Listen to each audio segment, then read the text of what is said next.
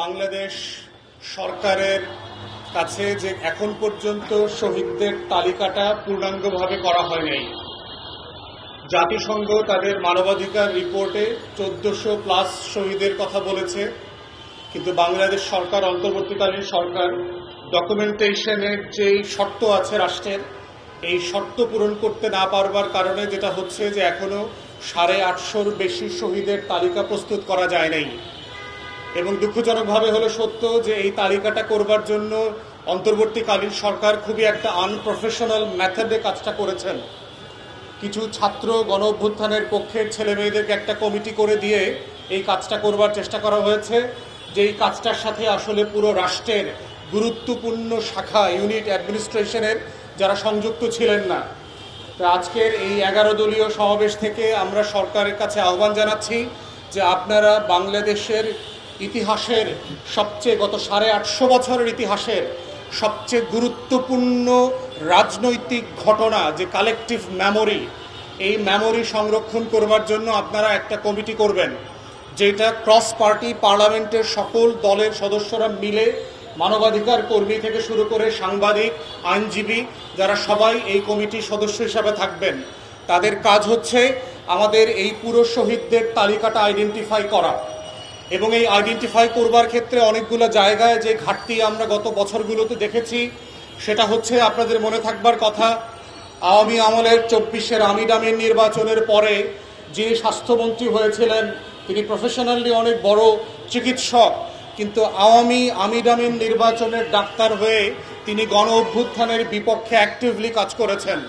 হাসপাতালগুলোতে ফোন করে করে বলেছেন যে অভ্যুত্থানের পক্ষের কারোর মৃত্যু যেন তালিকাভুক্ত করা না হয়, চিকিৎসা যেন না দেওয়া হয়, এবং তখনকার তালিকাগুলোতে কোনো ডকুমেন্টেশন না থাকার কারণে যেটা হয়েছে, অনেক শহীদ এবং আহত ভাই বোনেরা তাদের কাছে কোনো লিগ্যাল ডকুমেন্ট নাই যে 24-এ তারা আহত হয়েছিল। কিন্তু একই সময়ে ছাত্রলীগের হেলমেট পরা গুন্ডা বাহিনীদেরকে আমরা দেখেছি, তারা ইতিমধ্যে অনেকেই শহীদদের তালিকায় নাম ঢুকিয়ে ফেলেছেন। আমার এলাকাতেও আমি এক সাবেক ছাত্রলীগ নেতার নাম ইতিমধ্যে খুঁজে পেয়েছি, যার কবর জিয়ারতও আমি করে ফেলেছি। অতএব এই কমিটিকে সিরিয়াসলি দেখতে হবে যে ডাবগাছ থেকে পড়ে যে শহীদ হয়েছে তিনি যেন এই শহীদদের তালিকায় স্থান না পান। রোড অ্যাক্সিডেন্টে যিনি মারা গেছেন তিনি গুরুত্বপূর্ণ বাংলাদেশের নাগরিক, কিন্তু এই শহীদদের তালিকায় তার নাম থাকা বাঞ্ছনীয় না। তাই একই সাথে আরেকটা যেটা সংকট হয়েছে সেটা হচ্ছে গণকবর আইডেন্টিফিকেশন। আমরা দেখেছি যে 128-29 জন শহীদকে এই রায়ের বাজারে এনে রাতের বেলা যেভাবে গণকবরে কবরস্থ করা হয়েছে, মাতুয়াইলে, জুরাইনে, নারায়ণগঞ্জে, মুন্সিগঞ্জ থেকে দেশের বিভিন্ন জেলাতে এই গণকবরের আইডেন্টিফিকেশন, ডিএনএ স্যাম্পলিং এখনো সমাধান করা হয় নাই। তৃতীয়ত হচ্ছে যারা আহত, পঙ্গু হয়েছেন, প্রতিবন্ধী হয়েছেন, অন্ধ হয়েছেন, তাদের পুনর্বাসনের যে কার্যক্রম সেটা থেমে আছে।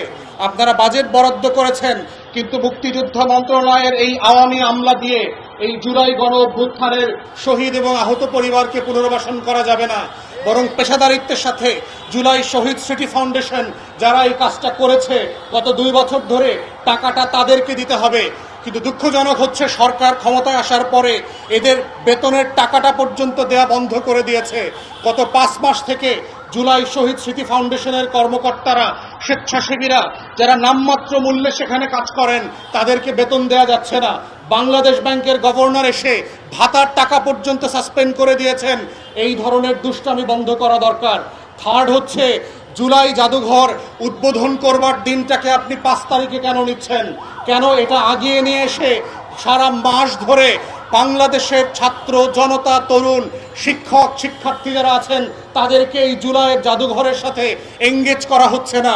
আপনারা কি এটাকে শোকে পালন করবার জায়গা হিসেবে নিচ্ছেন, না গণ অভ্যুত্থানের উদযাপন আকারে নিচ্ছেন?